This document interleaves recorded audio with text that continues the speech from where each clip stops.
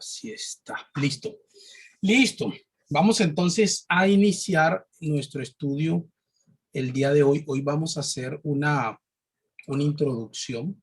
Vamos a hacer una introducción. Vamos a estar manejando el mismo libro que hemos estado manejando, ¿sí?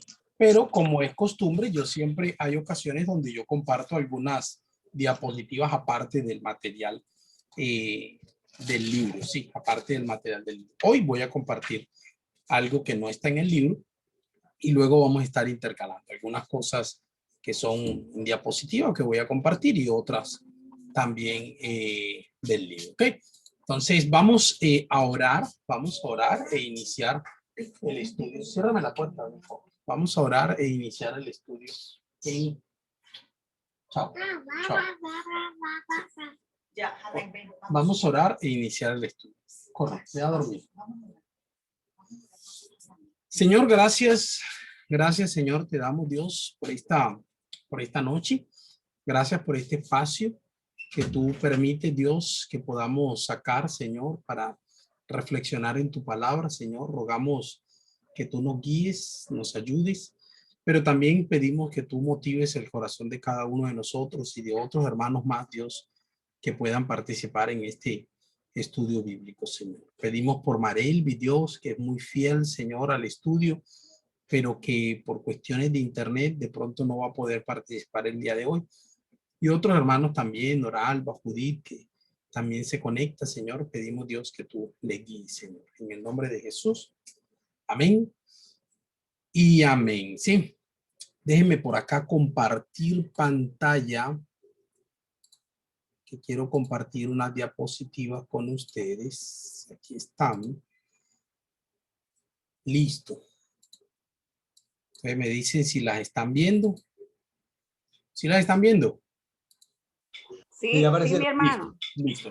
Entonces, vamos a iniciar nuestro estudio y yo he titulado este estudio, bueno, es teología propia, lo que se conoce como técnicamente teología propia, es el estudio de la persona y obra de Dios Padre, Y yo subtitulé este estudio Conociendo al Dios de la Biblia, conociendo al Dios de la Biblia, conociendo al Dios que adoramos. Ahora, es importante realmente conocer a quién estamos adorando. El domingo pasado o la semana pasada hacíamos un estudio con el grupo de alabanza y la reflexión que hacíamos era la necesidad que hay de que nosotros tengamos claridad de cómo es y cuál es el Dios que se nos revela en las escrituras, porque fácilmente podemos estar cantando y adorando a un Dios no bíblico, a un Dios o a un ídolo realmente, ¿no? Cuando cantamos y adoramos a un Dios que no cumple o no tiene las características del Dios de la Biblia, entonces estamos cayendo en la idolatría y fácilmente podemos caer entonces en la idolatría. Por eso es importante entonces conocer al Dios que adoramos, al Dios en quien servimos, al Dios no solamente que servimos, sino al Dios que se nos revela en las escrituras, se nos revela en las escrituras. Y hoy quiero hacer entonces una introducción al tema. Entonces, ¿qué entendemos por teología propia? Pues hombre, teología propia es la parte de la teología que tiene que ver con la existencia y la naturaleza de Dios. Cuando hablamos de teología propia es el estudio de la persona y obra de Dios Padre, de Dios Padre. Sí, Dios es el Dios revelado en la naturaleza y la conciencia más completamente por medio del pueblo del antiguo pacto y supremamente en Jesucristo, el mediador del nuevo pacto. ¿Quién es el Dios del cual habla la Biblia? Bueno, esos son temas más o menos que vamos a estar abordando un poco en este estudio. Estas y otras, pues son preguntas que vamos a intentar responder en este estudio. Sí, vamos a intentar responder en este estudio. La doctrina de Dios generalmente comprende dos aspectos. Cuando nosotros estudiamos la doctrina de Dios Padre, regularmente tocamos dos aspectos.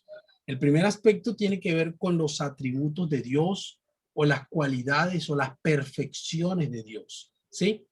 Algunos libros hablan de atributos, algunos libros hablan de cualidades, algunos libros hablan de perfecciones de Dios. Entonces, cuando hablamos de eso, hablamos de atributos comunicables y atributos incomunicables. Es decir, atributos que Dios comparte con el ser humano, pero el ser humano los tiene, pero en un nivel mucho más bajo. Supongamos, el conocimiento es un atributo que el ser humano lo tiene y Dios también lo tiene, pero el ser humano lo tiene en un nivel mucho más bajo. Dios, o el conocimiento de Dios, es mucho más profundo, mucho más amplio, al punto en que, según Pablo y según las escrituras, no podemos llegar a comprender plenamente el conocimiento de Dios. Pero hay otros atributos que Dios no comparte, ¿sí? Con el ser humano. Es decir, el ser humano no tiene esos atributos. Un ejemplo, la omnisciencia, ¿sí? O tal vez la omnipresencia. Nosotros podemos estar presentes solo en un sitio, sí, y estamos supeditados al tiempo, al espacio. Dios no está supeditado no, al tiempo ni al espacio, ¿sí? Y el otro aspecto que estudiamos regularmente cuando hablamos de la doctrina de Dios tiene que ver entonces con las relaciones internas dentro de Dios, es decir, la Trinidad. ¿Qué es eso de la Trinidad?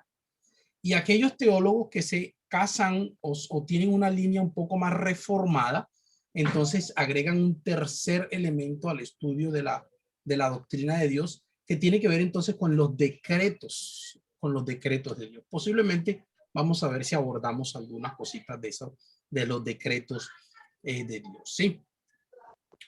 Sigamos. Vamos a hacer esto quiero hacerlo de pronto muy rápido, Yo les voy a compartir las diapositivas, pero quiero compartir de pronto algunos argumentos con respecto a la existencia de Dios, argumentos en contra de la existencia de Dios. ¿Cuáles son los argumentos del ateísmo moderno hoy día?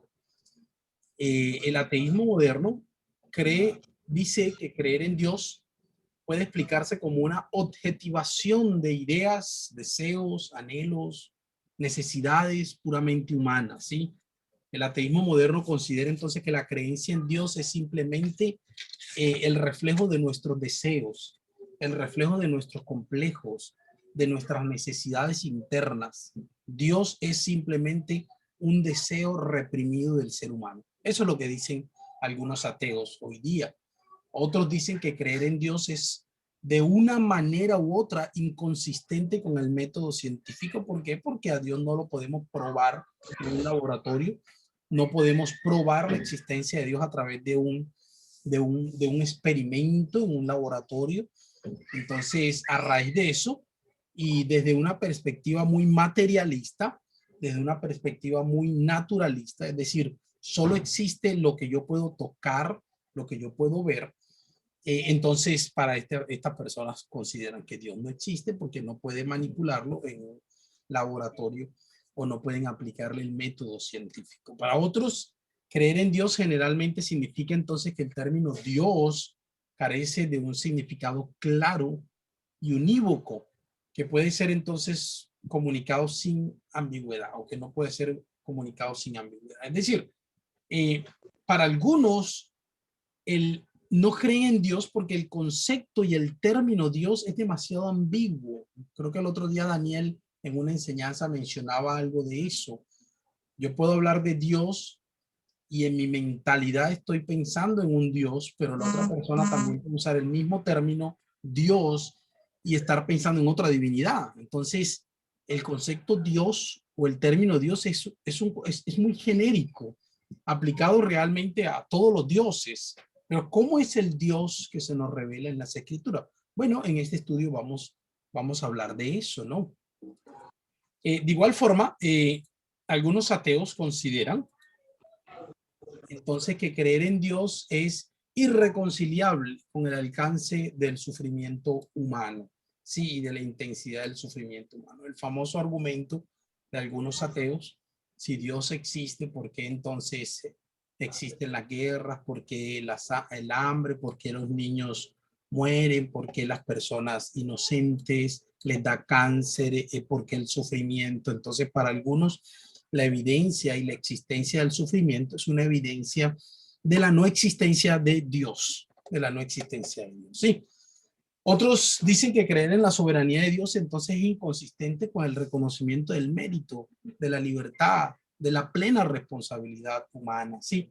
malinterpretan entonces la soberanía de Dios y consideran que si Dios es soberano, si Dios existe, entonces el hombre no es libre, el hombre no es responsable de sus actos. Otros dicen que creer en Dios produce entonces pasividad frente a la injusticia y oposición frente al cambio social. Un concepto un poco marxista de Dios, donde en algunas regiones y aún aquí en Colombia, los creyentes eran perseguidos en cierto momento de la historia porque consideraban que el creer en Dios hacía a las personas más pasivas y lo que necesitaban eran personas más agresivas, sí, que pelearan contra la injusticia, que quisieran un cambio, sí.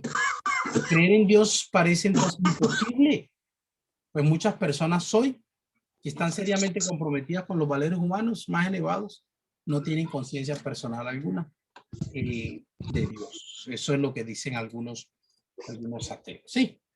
Y pues bueno, estos argumentos o estos razonamientos básicos en torno al ateísmo se derivan del proyeccionismo, ver a Dios como una proyección, anhelo, deseo, del cientificismo, ver a Dios simplemente todo lo que solo existe, lo que puedo tocar, lo que puedo probar en un laboratorio, bueno, muy relacionado con el materialismo. Son argumentos que vienen de la filosofía del lenguaje, ¿sí? Y del problema del sufrimiento, lo que muchas veces se le llama la teodicea. La teodicea, sí. Es decir, cómo reconcilio la existencia de un Dios bueno, pero también un Dios poderoso y al mismo tiempo la existencia del sufrimiento. Entonces, la ecuación que algunos hacen es, uno, o Dios no existe, o sea, ese Dios bueno y poderoso no existe, o, bueno, si Dios es bueno y poderoso, entonces, ¿por qué no elimina el sufrimiento? Entonces sucede algo. O Dios existe y no es bueno, entonces es un Dios poderoso, pero pudiendo eliminar el sufrimiento no lo hace, significa entonces que Dios es malvado, o Dios es bueno, pero no es todopoderoso. Entonces caemos en lo que se conoce como el deísmo. Un Dios bueno que tiene buenas intenciones, pero este mundo se le salió de las manos. Él no tiene el control, no puede realmente, no hace milagros, no tiene cómo, no puede intervenir en la historia, ¿no? O simplemente ese concepto de Dios poderoso y bueno, pues simplemente no existe. Eso es más o menos la ecuación que hacen algunos ateos. Este hombre, bueno, que murió hace algunos años, escribió varios libros, él, cristiano, pues hizo una defensa a todo esto del ateísmo moderno, ¿no? Y él decía lo siguiente, quiero pasar rapidito con esto porque este no es el punto central. Él decía que todas las pruebas, de hecho escribió un libro grueso sobre la existencia de Dios, se llama Dios existe. Dice, todas las pruebas o todos los argumentos de los ateos más conocidos ciertamente son suficientes para crear dudas acerca de la existencia de Dios, pero no alcanzan como para ser incuestionable la inexistencia de Dios. Lo que él dice es que los argumentos de los ateos serios, pues sí, crean dudas, pero esos mismos argumentos no son suficientes para hacer incuestionable la inexistencia de Dios. Es decir, esos mismos argumentos tienen sus falencias. ¿Sí? Los variados argumentos en contra de la religión basados en la filosofía, la historia, la cultura, implican una extrapolación, es decir, consideran, bueno, hacia el futuro que en última instancia es imposible probar, ¿no? Lo que decía Carl Sagan hace muchos años, que decía que en el siglo XXI Dios no iba a ser necesario. Y lo que nos hemos encontrado es con un siglo XXI supremamente religioso, supremamente religioso. Que muchos están entonces volteando y yéndose hacia religiones más orientales, pero igual sigue siendo un siglo muy religioso, ¿sí? Sigamos, no quiero invertir aquí tanto tiempo para entrar. Bueno, aquí sí. Una defensa entonces cristiana frente al ateísmo. Pues bueno, muchas personas en el mundo de hoy siguen creyendo en Dios, siguen creyendo en Dios. Lejos entonces de las predicciones, entre comillas, que algunos científicos en el siglo pasado hicieron. Algunos científicos dijeron en el siglo XXI no va a ser necesario Dios, la gente no va a creer en Dios porque vamos a avanzar tanto en la tecnología que ya no va a ser necesario la creencia en Dios. Lo que nos encontramos es entonces con un siglo XXI que aún sigue creyendo en Dios. Las personas que rechazan la fe en un Dios personal o no la ejercitan, tienden entonces a absolutizar otra cosa u otra persona, transformándolas entonces en ídolos. Entonces, esos mismos ateos que rechazan la fe en un Dios personal, en un Dios poderoso, como nos presentan las Escrituras, cuando comenzamos a evaluar sus argumentos y aún su vida, podemos ver que ellos endiosan otros aspectos de su vida. Un ejemplo, se endiosan ellos mismos, se endiosan el conocimiento mismo, la ciencia misma se convierte en su propio Dios, ¿sí? La pregunta es entonces, ¿de dónde proviene esta propensión a la adoración? Llámese Dios, o llámese la ciencia, o llámese al mismo ser humano, o la adoración al cuerpo, que también hoy día se ve mucho en nuestro siglo, la adoración al cuerpo como tal, ¿sí? Los mártires cristianos y otros creyentes en Dios han dado testimonio y sufrido por su fe en Dios, especialmente por medio de su Hijo Jesucristo, a pesar de que en muchos casos el renunciar a la fe hubiera impedido su muerte o su sufrimiento. ¿Puede explicarse tal sufrimiento y martirio simplemente como el fruto de una ilusión o de una proyección de deseos humanos? Pues ese también es uno de los argumentos a favor de la resurrección de Cristo, y es el testimonio y el martirio de los creyentes del primer siglo, primero, segundo siglo. Muchos creyentes fueron muertos, sacrificados, fueron quemados por defender su fe. Y la pregunta es, ¿hasta dónde tú y yo estaríamos dispuestos a morir por una mentira?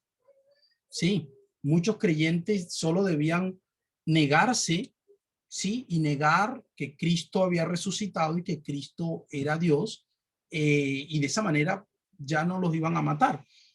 Pero muchos de ellos, hubo otros que negaron, eso sí es cierto, hubo otros que rechazaron la fe, pero la mayoría de ellos permanecieron firmes, es decir, el mismo testimonio y martirio de ellos es un testimonio de que la fe en la resurrección de Jesús, o más bien la resurrección de Jesús, fue real, verdadera, porque creo que nadie estaría dispuesto a dar su vida por una mentira, sabiendo y siendo consciente de que es mentira lo que está diciendo. Sí, podemos decirla mientras tanto, pero cuando ya la vida está en riesgo, pues ya cualquiera va a decir que no. Pero la historia de los primeros cristianos, siglo primero, siglo segundo, más que todo, nos muestra la realidad o la verdad de la resurrección, Los creyentes cristianos han ocupado desde hace siglos y siguen ocupando ministerios que responden a necesidades humanas y alivian el sufrimiento, muy diferente a lo que dicen algunos ateos, ¿no? Y los creyentes en Cristo han trabajado y siguen trabajando para implementar entonces reformas sociales aún en muchos países, ¿sí? ¿Qué nos enseña la Biblia sobre la existencia de? Bueno, si hay preguntas, con libertad pueden abrir el micrófono y preguntar, o si hay algún comentario también lo pueden hacer. Creo que hasta el momento tenemos ¿cuántos tenemos conectados? Bueno, está Juan Elías, Elsa, Elvia, José y Carolina, Arturo también, ¿sí? ¿Qué nos enseña la Biblia? ¿Cuál es el testimonio bíblico de la existencia de Dios? Entonces, lo primero que tenemos que decir con respecto al testimonio bíblico de la existencia de Dios es que los autores bíblicos nunca intentaron probar la existencia de Dios. O sea, no encontramos en la Biblia unos argumentos para probar la existencia de Dios. ¿Cómo así? Ellos daban por sentado la existencia de Dios. ¿Sí? De hecho, para el salmista, en el Salmo 14, para el salmista la no creencia en Dios es necedad. Es necio para el salmista, en el Salmo 14:1, es necedad, es tontería. El problema que enfrentaban los escritores bíblicos en el tiempo en que ellos escribieron no era si la gente creía sí o no en Dios. Realmente todos creían en Dios. El problema que ellos se enfrentaban, tanto en el Antiguo, más que todo en el Antiguo Testamento y también en el Nuevo Testamento, era cuál es el Dios verdadero. Por eso entonces ahí sí encontramos en el Antiguo Testamento muchas evidencias que defienden que Dios, el Dios que se reveló a Moisés, a Abraham, es el Dios verdadero, ¿sí? Entonces, los escritores bíblicos no se enfrentaron con el problema del ateísmo. Realmente todos creían en Dios.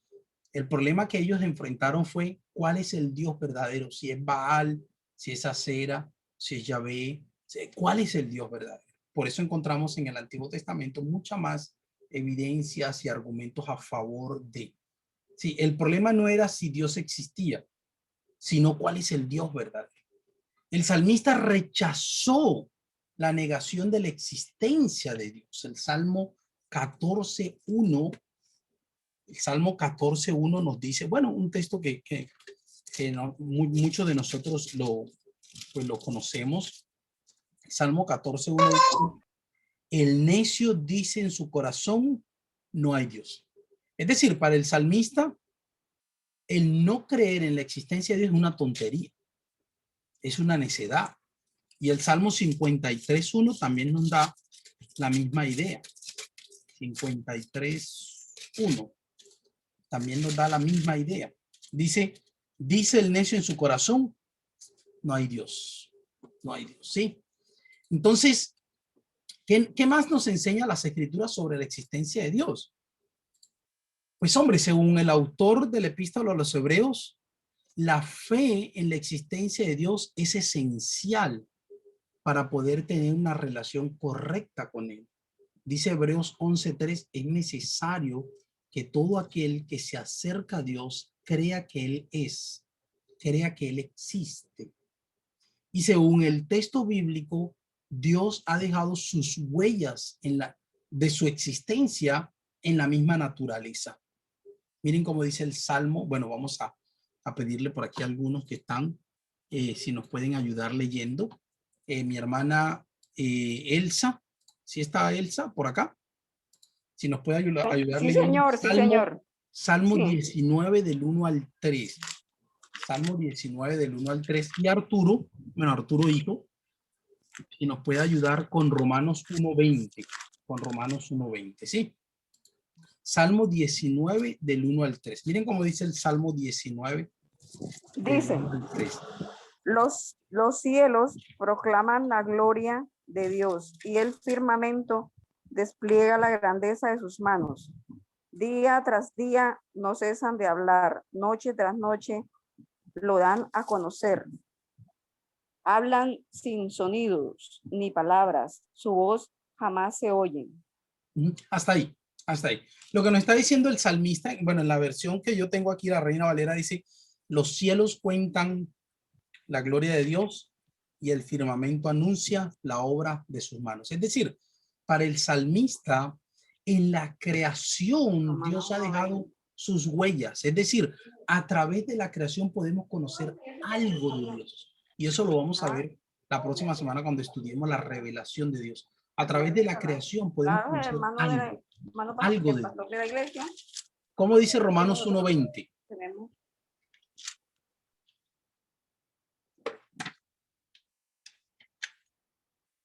Romanos 1:20. Arturo, sí. Creo que Arturo tiene dificultades. No, no, no, no. ¿Listo? Aló. Estaba leyendo, pero estaba silenciado. Ah, listo, listo. Qué pena. Romanos 1:20. Romanos 1:20 dice. A ver, ándale. Ahora es el... Lo que pasa es que estoy en el Zoom del celular y estoy en la Biblia del celular. Y Ah, me está dando, no sé qué listo, pasa, que... listo. Dale, aquí ya lo tengo, de Romanos 1:20. A ver, Romanos 1:20.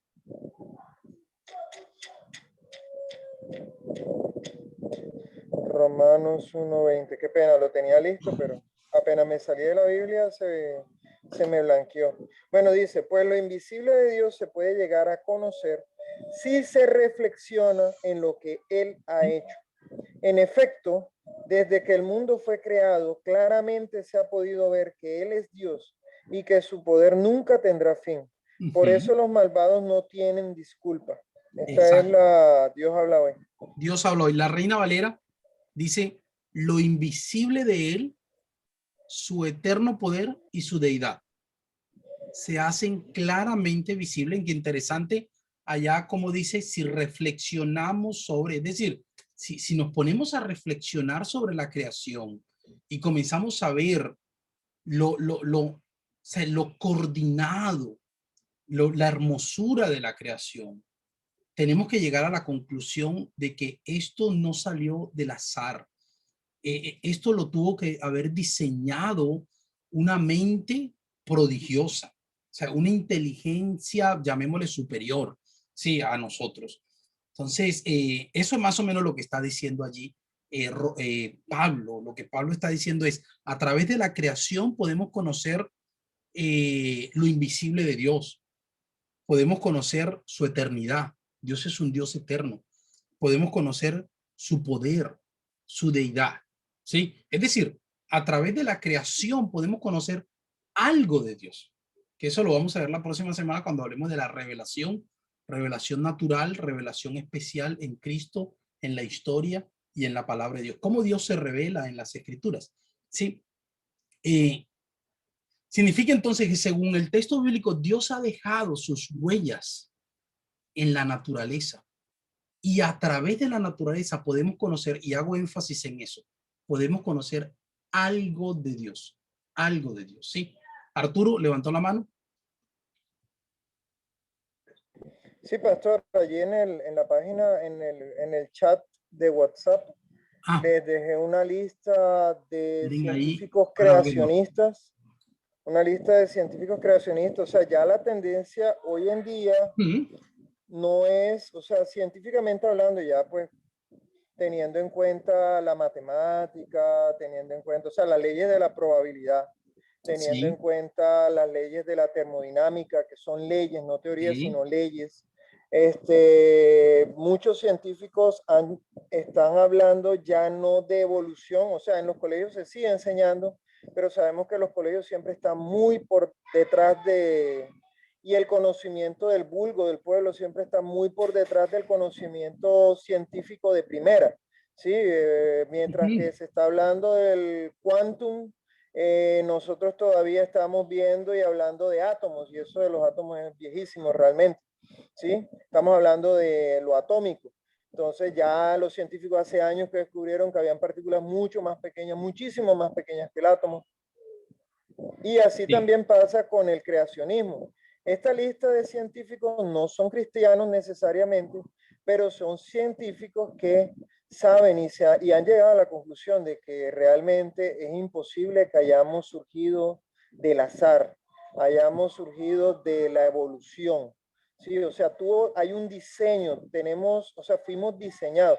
Lamentablemente, obviamente, muchos científicos hoy en día están hablando de extraterrestres, están hablando de inteligencia superior, niegan a Dios, pero por lo menos por medio de la ciencia, por lo menos por medio de la reflexión, han llegado a la conclusión de que no somos producto del azar, sino que somos un diseño, hacemos parte de un Sí, diseño especial. gracias. Estoy viendo un curso de apologética. Bueno, lo termino ya este fin de semana, Dios mediante. Y nos ponían a leer algunos de esos científicos. Y dentro de las lecturas que hacía, mencionaban algunos científicos no cristianos, o sea, no eran científicos cristianos, pero científicos que afirmaban que era absurdo creer hoy día en que la creación, valga la redundancia, se creó de la nada, o que el universo surgió de la nada, que el universo es eterno y se autocreó, como algunos en años atrás llegaron a mencionar, ¿sí? Y son científicos que no son cristianos, son científicos que no son cristianos y dicen dentro de sus teorías que es absurdo científicamente hoy día decir o afirmar que simplemente surgimos de la nada, ¿sí? O que el universo es eterno, siempre ha existido y siempre existirá. Una buena relación con Dios, entonces, bueno, una buena relación con Dios nos da un buen conocimiento de Dios, nos da un buen conocimiento de Dios. Bíblicamente, entonces, la manera en que podemos conocer a Dios es a través de una relación con Él, a través de su palabra, a través de su palabra. Lo vimos entonces en Hebreos, todo aquel que se acerca a Dios debe creer que Él existe y que es galardonador de todos aquellos que le buscan.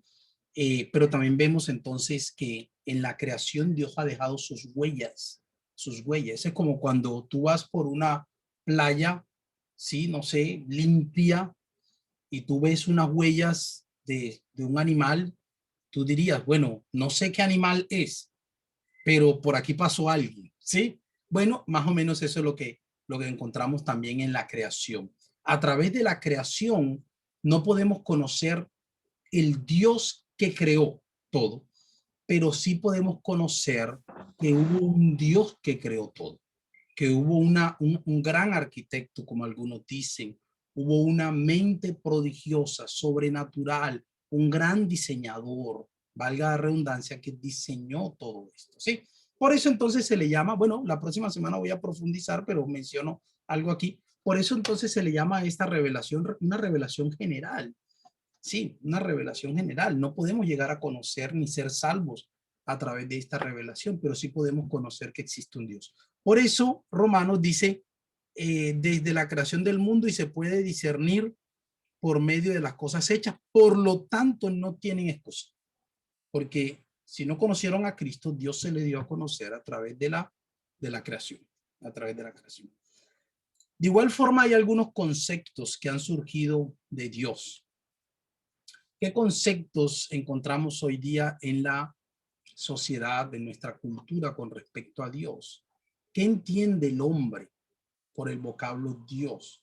¿Qué ideas se han tenido de Dios durante la historia? Bueno, hay varios conceptos que quiero de pronto aclarar hoy día. Uno de esos conceptos es el animatismo, muy antiguo. Ciertos pueblos primitivos en las ideas, en las islas del Océano Pacífico, creen en lo que ellos llaman el maná, muy lejos, es diferente al maná del Éxodo.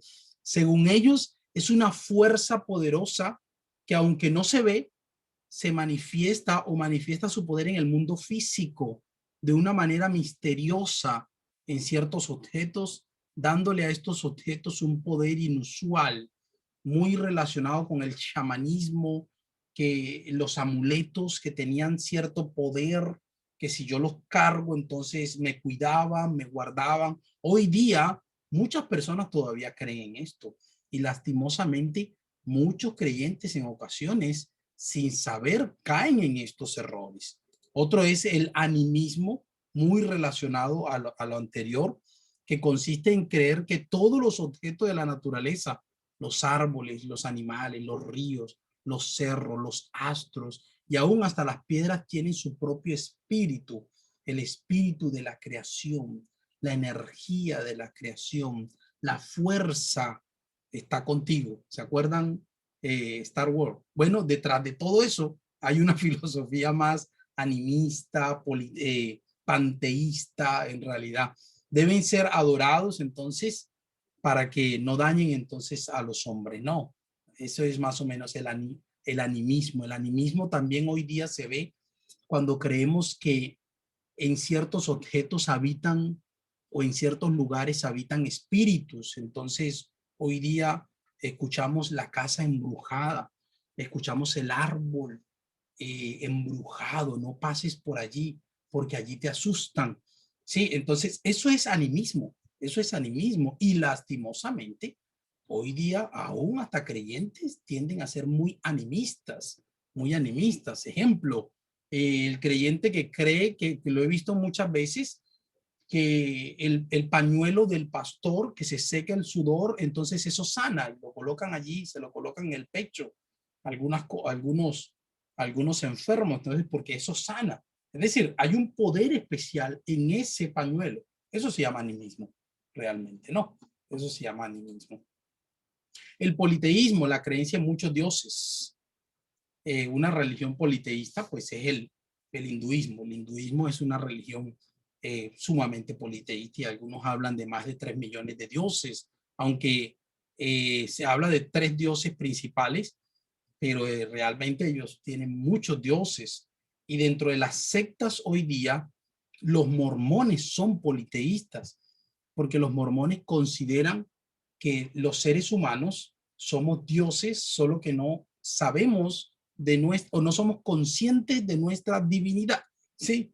Entonces, para los mormones, podemos llegar a escalar y a madurar espiritualmente hasta convertirnos en Dios y poder tener nuestra propia creación y poder tener personas que nos adoren. De hecho, para ellos Dios era un ser humano común y corriente que llegó a, a, a la estatura de Dios. O sea, creció, maduró espiritualmente, creció al punto en que se convirtió en Dios.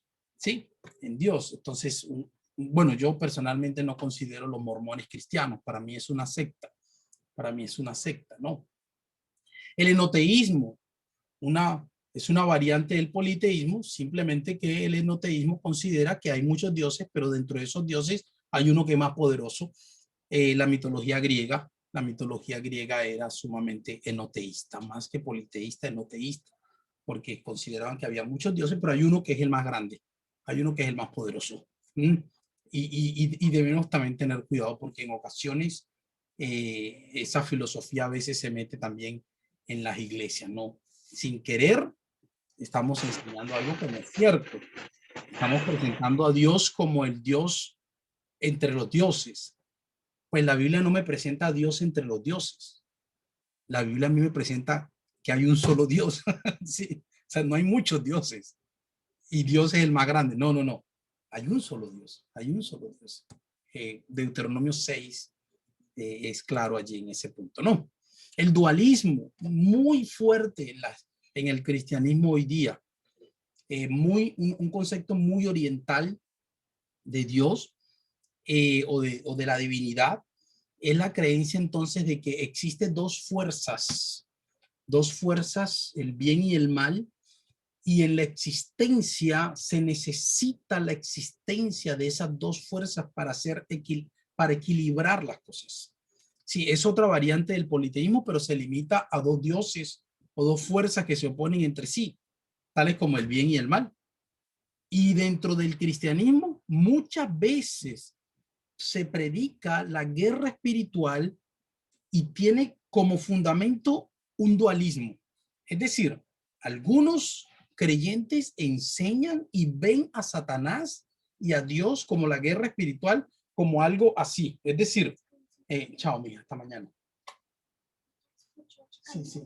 Bueno, algunos ven la guerra espiritual entre Dios y Satanás como así, como dos fuerzas de iguales. Sí, entonces hay que guerrear, hay que ir, hay que no sé qué, porque es Satanás, porque bueno, y hasta canciones y bueno, hay una por ahí que le quiere arrebatar las cosas al diablo, que no, yo no sé qué tendrá del diablo que nosotros necesitemos, pero ella le quiere arrebatar todo. Y ven como si el diablo y Dios fueran dos fuerzas iguales que se confrontan por el alma del ser humano. No, la Biblia, lejos de presentar esa idea, la Biblia presenta a Satanás como una creación de Dios que se reveló a Dios. pero es un adversario que ya está vencido y que ya está condenado, ¿sí? O sea, es un adversario que no tiene nada que hacer frente a Dios. Sí, no es una confrontación así, sino una confrontación así. No sé si me están viendo las manos, ¿no? O sea, es un Dios todopoderoso y una creación de él que se reveló y ya. Pero no es un Dios igual que el Dios de la Biblia, ¿no? Y lastimosamente hoy día en algunas iglesias a veces se presenta esa idea, como un Dios, como Satanás también, si fuera alguien igual de fuerte que Dios, lejos de las escrituras presentar esa idea. Otra idea, el panteísmo, mezclado a veces en muchas canciones, a veces que se cantan en algunas iglesias. El panteísmo es la creencia, bueno, etimológicamente panteísmo, bueno, una palabra compuesta. Pan significa todos, ¿sí? O todo. Y teos, entonces Dios, consiste en identificar el universo con Dios. Es decir, todo es Dios. Hay varias clases de panteísmo, ¿sí? Unos consideran a Dios como el alma del mundo y al mundo como el cuerpo de la divinidad. Es decir, Dios es todo. Sí, es la fuerza que le da vida a todo.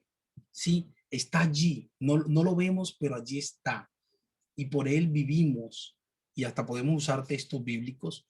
Por él subsistimos. Es la fuerza, la energía que alimenta y que sostiene todo. ¿Sí? Pues tenemos que tener cuidado porque podemos estar rayando con el panteísmo. Los otros consideran que todos los objetos de la naturaleza no tienen más realidad que la existencia misma de Dios. Es decir, todo es Dios. Todo es Dios. Entonces, para algunos, la naturaleza es Dios. ¿Dios qué es? Dios es la naturaleza. Dios es la nube. Dios es los árboles. Dios es todo lo que tú ves. Sí, es todo lo que tú ves. Y la otra idea, entonces, muy parecido al panteísmo, es el panenteísmo. Es una doctrina que intenta entonces combinar las virtudes del teísmo con las del panteísmo. Afirma que el universo es Dios, pero Dios no es idéntico con el universo. Dios tiene su propia identidad, pero Dios se va desarrollando en la medida en que el universo también se va desarrollando. Es como si estuviese algo tan íntimamente que Dios se va desarrollando en la medida en que el mismo universo también y la misma creación se va desarrollando. Sí. Si tienen preguntas hasta aquí, bueno, aquí es más o menos una comparación que podemos hacer del panteísmo y el panenteísmo. Bueno, este concepto muy relacionado hoy día, que es el deísmo. Sus proponentes creen entonces en un solo Dios, el cual, pues sí, creó el universo y lo dispuso pues para que marchara perfectamente y con absoluta precisión, pero luego ese Dios se alejó, se apartó. Es como el relojero que hizo el reloj, lo puso a andar, le dio cuerda, lo puso a andar, pero se apartó. Entonces el deísmo cree en la existencia de Dios, sí. ¿Creen que Dios creó todo? Sí, pero no creen que Dios interviene en la historia humana. Significa entonces que Dios no hace milagros. Los milagros no existen para el deísmo. Muchos hoy día son, y científicos, algunos son deístas. Y el teísmo, que es entonces la doctrina cristiana con respecto a Dios, el teísmo, entonces, esta doctrina llamada también monoteísmo, sostiene entonces que existe exclusivamente un Dios, no son varios dioses, uno solo. Este único ser supremo es considerado como un ser personal, no es una fuerza, no es una energía, es un ser personal que toma decisiones, es un ser distinto del mundo, no como lo dice el panenteísmo, es creador del universo, pero es distinto al universo, distinto a la creación, ¿sí? Sin embargo, constantemente activo en la creación, no como dice el deísmo, que creó todo, pero se apartó. No, creemos entonces en la existencia de un solo Dios, creemos en un Dios personal, creemos en un Dios poderoso pero también creemos en un Dios que interviene en la historia humana, interviene en la creación. Entonces creemos en los milagros. Este Dios es capaz entonces de autorrevelarse, es decir, darse a conocer, es supremo en poder, conocimiento y valor moral. Y fue Él quien creó de la nada a todos los otros seres existentes. ¿Sí? Entonces, si tienen preguntas hasta ahora o comentarios, me gustaría escucharles. Marelvi ya se pudo conectar. Como les decía, estoy haciendo una introducción. Estoy haciendo una introducción. Si tienen alguna pregunta, si no tienen ninguna pregunta o comentario, podemos continuar entonces. Sí, bueno, esta es una imagen simplemente. ¿Cómo podemos entonces conocer a Dios? ¿Y cómo podemos conocer al Dios de la Biblia? ¿Quién es Dios? ¿Cómo le conocemos? Bueno, son preguntas que vamos a intentar responder en este estudio. Y antes de responder esa pregunta, pues tenemos que decir y hablar entonces de la necesidad de que Dios se revele a nosotros. Es decir, la única manera en que el hombre puede conocer a Dios es cuando Él se revela o cuando Él se da a conocer. No hay otra forma. La única forma en que tú y yo y el ser humano puede conocer a Dios es a través de la revelación de Dios, cuando Dios se da a conocer. Romanos 1:19 dice, la ira de Dios se revela desde el cielo contra toda impiedad e injusticia de los hombres que detienen con injusticia la verdad. Es decir, Dios se da a conocer, Dios se da, se revela, se muestra, se manifiesta en la creación, lo vimos ahorita, pero la próxima semana también vamos a ver cómo Dios se da a conocer o se dio a conocer a través de Jesús, a través de la historia y a través de las escrituras. La necesidad de que Dios se revele a sí mismo, a nosotros, radica en que el hombre interpreta mal la revelación de Dios en la naturaleza. Aunque Dios se da a conocer en la creación y a través de la creación, a causa del pecado del ser humano, el ser humano interpreta mal esa revelación en la naturaleza. Miren cómo dice Romanos 1:18, bueno, lo leímos ahorita, pero el 21 dice, ya que habiendo conocido a Dios, ahora, ¿cómo lo conocieron? A través de la creación, versículo 20, ya que habiendo conocido a Dios, no lo glorificaron como a Dios, ni le dieron gracias. Al contrario, se envanecieron en sus razonamientos y su necio corazón entonces fue entenebrecido, ¿sí? Aunque conocieron algo de Dios a través de la creación, a causa del pecado del ser humano, entonces el ser humano interpreta mal la revelación de Dios en la naturaleza y termina, que es lo que nos dice esta historia de Romanos, termina entonces adorando a la naturaleza, adorándose a sí mismo y adorando a otras cosas. Versículo 25 dice, ya que cambiaron la verdad de Dios por la mentira, honrando y dando culto a las criaturas antes que al Creador, el cual es bendito por los siglos. ¿Sí? Entonces, ¿por qué es necesario la revelación de Dios? Primero, porque es la única manera en que podemos conocer a Dios. Segundo, a causa de nuestra pecaminosidad, no podemos, o más bien malinterpretamos la revelación de Dios en la naturaleza y terminamos entonces adorando la creación antes que al Creador. Por lo cual, entonces necesitamos la Biblia para poder, sí, para poder entender, aquí me faltó esa palabra, para poder entender el testimonio de Dios en la naturaleza, ¿sí? Y para terminar en esta noche, creo que esta es la última diapositiva que tengo. Ah, no, aquí hay una más para terminar. Sí, no, hay tres. Hay tres para terminar.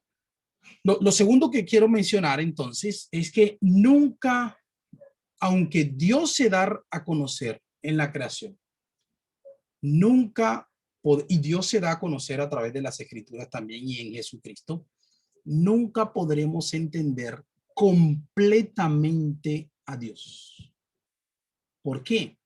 Porque Dios es incomprensible. Dios es incomprensible. Es decir, no podemos nosotros, seres finitos, intentar conocer completamente, y hago énfasis en eso, completamente a Dios. Porque otro concepto es el agnosticismo. El agnosticismo dice entonces, bueno, yo no sé si Dios existe, sí o no, pero si existe, no podemos conocerle. Entonces, eso se llama agnóstico. Es decir, consideran que Dios existe, tal vez sí, tal vez no, pero si Él existe, es imposible que nosotros podamos conocerle realmente. No, nosotros no creemos que no podamos conocer a Dios. Lo que sí creemos es que no podemos conocer completamente a Dios. Si no podemos conocerlo completamente. Dios es incomprensible.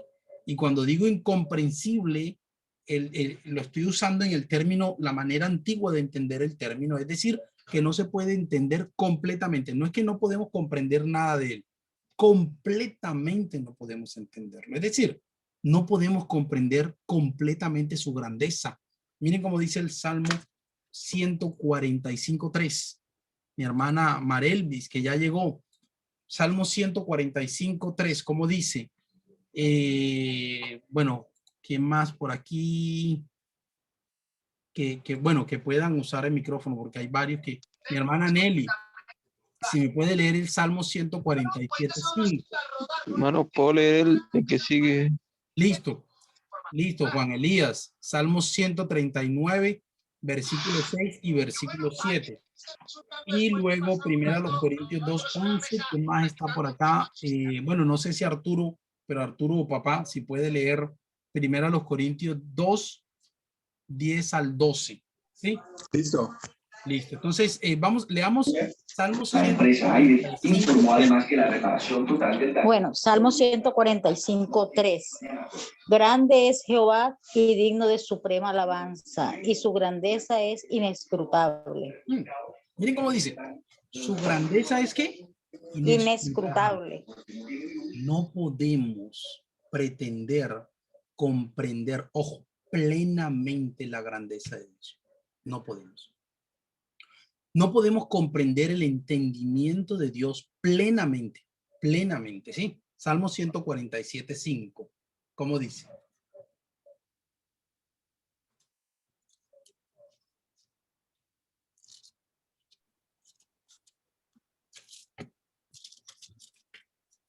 Yo sí le di ese texto a alguien, no me acuerdo. Mi hermano dice así, Ya, dice, qué grande es nuestro Señor. Su poder es absoluto. Su comprensión supera todo entendimiento. La Reina Valera dice, grande es el Señor nuestro y mucho su poder, y su entendimiento es infinito. Es decir, podemos entender algo, valga la redundancia, del entendimiento de Dios, pero no podemos entenderlo completamente, completamente. El conocimiento de Dios, Salmo 139:6, versículo 6 y versículo 7. Sí, dice, tal conocimiento es demasiado maravilloso para mí. Alto es, no lo puedo comprender. Hermano, ¿el que sigue es el 7 o el 17? No, versículo 17. El 17. Cuán preciosos me son, oh Dios, tus pensamientos. Cuán grande es la suma de ellos. Ajá. Entonces, fíjense, la grandeza de Dios. Podemos comprender algo de la grandeza de Dios, pero no podemos comprenderla plenamente. Podemos comprender algo del entendimiento de Dios, pero no podemos comprenderlo plenamente. Podemos comprender algo del conocimiento de Dios, pero no podemos comprenderlo plenamente. En su totalidad no podemos. Su riqueza, su sabiduría, sus juicios, sus caminos, no podemos comprenderlos plenamente. ¿Sí? Arturo, que está levantando la Pero mano. Dios nos la reveló por medio del Espíritu, porque el Espíritu todo lo escudriña, aún las profundidades de Dios. Porque entre los hombres, ¿quién conoce los pensamientos de un hombre sino el Espíritu del hombre que está en él? Asimismo, nadie conoce los pensamientos de Dios sino el Espíritu de Dios. Y nosotros hemos recibido no el espíritu del mundo, sino el Espíritu que viene de Dios, para que conozcamos lo que Dios nos ha dado gratuitamente. Entonces, miren, bueno, y el Romanos 11, voy a leerlo, 11:33, dice, 11:33, dice, profundidad de las riquezas, de la sabiduría y del conocimiento de Dios. Cuán insondables son sus juicios e inescrutables sus caminos. Es decir, la riqueza, la sabiduría, el juicio, los caminos del Señor. No podemos comprenderlos en su totalidad, en plenitud o completamente. No los podemos comprender. En 1 Corintios nos dice que el Espíritu Santo conoce y ese Espíritu Santo habita en nosotros y nos revela, nos muestra, nos da a conocer al Señor. Pero nunca vamos a comprender y entender en plenitud la naturaleza de Dios. Arturo, ¿está levantando la mano? Sí, el pasaje que leímos en Romanos capítulo 1, versículo 19, versículo 20, Pablo describe las cosas que podemos llegar a conocer de Dios. Sí, el 19, el versículo 19 dice, lo que de Dios se puede conocer, ojo, lo que de Dios se puede conocer, ellos lo conocen muy bien, porque él mismo se lo ha mostrado. ¿Qué les ha mostrado? Primero, que es invisible, pues lo invisible de Dios se puede llegar a conocer si se reflexiona en lo que él ha hecho. Segundo, en efecto, desde que el mundo fue creado, claramente se ha podido ver que Él es Dios. O sea que a través de la creación podemos darnos cuenta que hay un Dios que es invisible, que sería lo segundo, y lo tercero sería que su poder nunca tendrá fin. O sea que sabemos, cualquier persona, porque Dios lo ha revelado, lo dice la Escritura, cualquier persona puede llegar a entender que hay un Dios invisible, que es un único Dios y que es omnipotente. Entonces es interesante que tiene relación la coherencia que tiene la Escritura en todo lo que dice. O sea, más de 40 autores y todos dicen exactamente lo mismo y dispersos en un periodo de tiempo de 2000 años aproximadamente, un poco más de pronto, unos 2000 años, y todos dicen exactamente lo mismo, la coherencia de la palabra de Dios, algo que es maravilloso y que nunca deja de sorprenderme. Todo está más allá de nuestra capacidad de comprender plenamente. Es decir, y hago énfasis en eso, plenamente, completamente. Dios, no podemos comprender a Dios completamente. Y esto es en realidad un aliciente y algo que nos desafía y nos motiva. Significa entonces que nunca vamos a lograr comprender plenamente a Dios. Siempre vamos a aprender algo nuevo de Él a través de su palabra. Siempre vamos a comprender, a entender algo nuevo de Él a través de su palabra y nunca vamos a llegar a la plenitud del conocimiento de Dios, a la profundidad, a decir, ya yo lo sé todo. O sea, no, nunca vamos a llegar a eso. De hecho, el mismo Pablo decía, todavía no pretendo haberlo alcanzado ya, ¿cierto? Significa entonces que podemos saber algo del amor, del poder, de la sabiduría de Dios, cosas por el estilo, pero nunca podemos conocer, y hago una vez más énfasis en lo mismo, completa y exhaustivamente su amor. Nunca podremos conocer exhaustivamente su poder. Nunca podremos conocer exhaustivamente su sabiduría. Nunca podemos conocer exhaustivamente su amor, su deidad, en fin. Pero la buena noticia que nos da el texto bíblico es que aunque no podemos conocer a Dios plenamente, completamente, es decir, ya lo sé todo, sí podemos conocer a Dios verdaderamente, ¿sí? Aunque no podemos conocer exhaustivamente a Dios, sí podemos conocer cosas ciertas de Dios. Y todo lo que la Biblia nos dice acerca de Dios es verdad. Es decir, aunque no podemos conocer todo de Dios, sí podemos conocer que Dios es amor, porque primera de Juan 4:8 nos dice que Dios es amor. Aunque no podemos conocer toda la naturaleza de Dios, sí podemos conocer y podemos estar seguros de que Dios es luz, porque la Biblia nos dice que Dios es luz. Y bueno, la próxima semana que vamos a hablar de la revelación en la Biblia, entonces vamos a hablar un poquito de esas 4 características: inerrancia, suficiencia, autoridad, ¿sí? Aunque no podemos conocer todo de Dios, podemos conocer que Dios es espíritu, porque se nos revela en las escrituras, Juan 4:24, Dios es espíritu.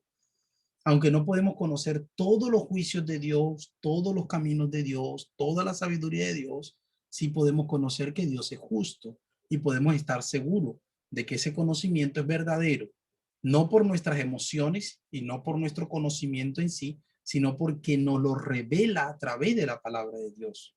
Podemos llegar entonces a conocer a Dios mismo, no simplemente sus hechos.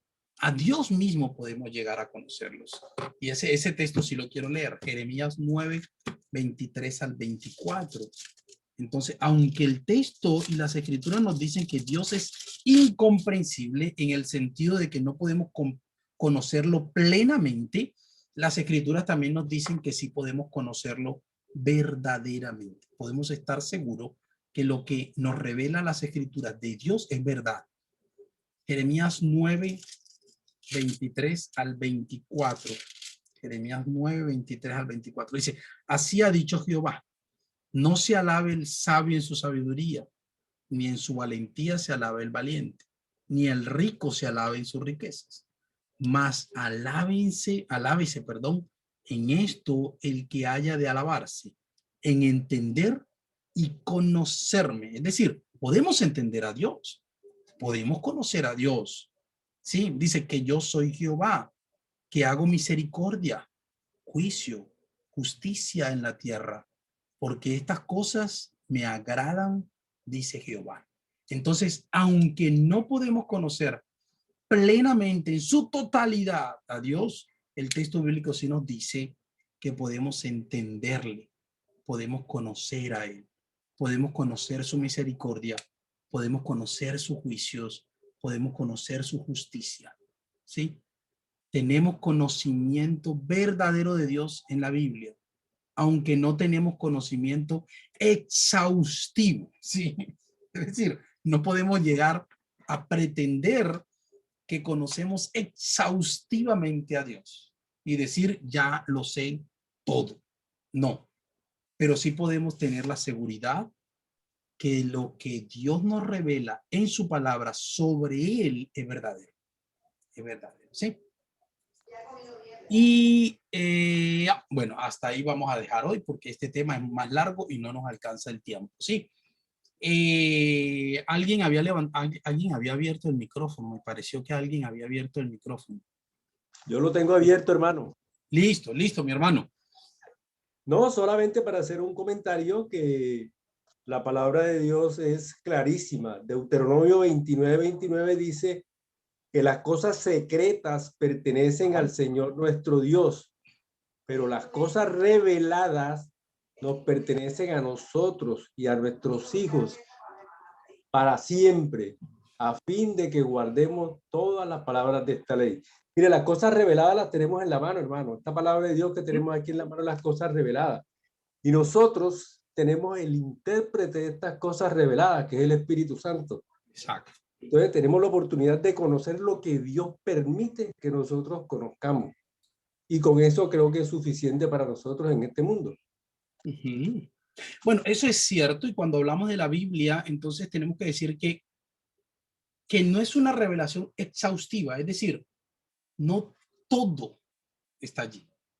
Pero lo que está allí es suficiente para mi salvación y para vivir una vida que agrada a Dios. Es suficiente las escrituras. No necesito un libro más, no necesito una revelación extra, no, es suficiente las escrituras. Es suficiente las escrituras para reconocer mi pecado y acercarme a Dios, para ser salvo, para conocer lo que de Dios se ha revelado, pero también para vivir una vida piadosa, para vivir una vida que agrada a Él. Como dice el texto, lo que se nos reveló ¿para qué?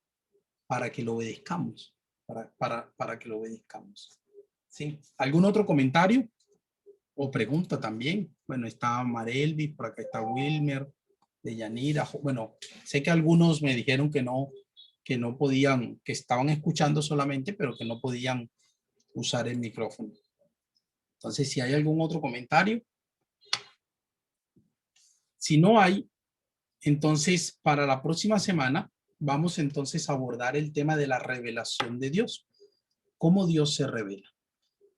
Se revela en la naturaleza, pero también hay una revelación especial, y cómo Dios se reveló en Cristo, cómo Dios se revela en su palabra, y cómo Dios se revela en la historia, y cómo Dios se revela en la historia. Entonces la próxima semana, Dios mediante, vamos a hablar un poco de eso, de la revelación de Dios, y de hoy en 15 entonces vamos a entrar al material, la lección 26, me parece, que es donde estamos. No, 27. 27. Sí, 27. Lección 27. Entonces, la de hoy en 15, entonces preparen la lección 27. Dios mediante, ¿sí?